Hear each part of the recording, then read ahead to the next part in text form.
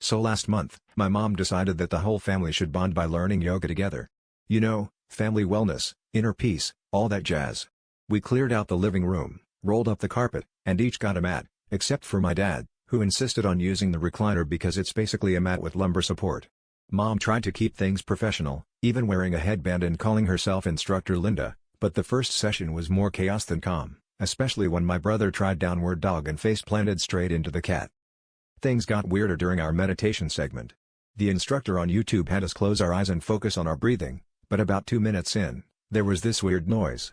At first, I thought someone's phone was vibrating, but then it grew louder, almost rhythmic. That's when I realized my dad was snoring, loudly, mid-meditation. Mom tried to hush him, but he just started harmonizing with himself, adding a sort of nasal whistle to the mix.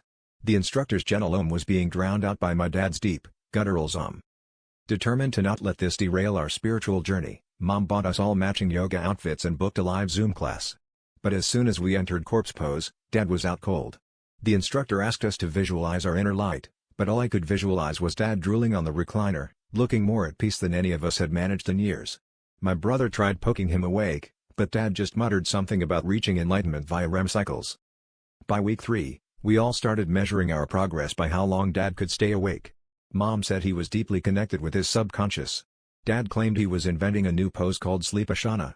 At this point, we're pretty sure he's the only person who can snore his way to nirvana. So if anyone ever asks how yoga changed our family, I'll just say my dad finally found his inner peace. Turns out it sounds a lot like his inner snore.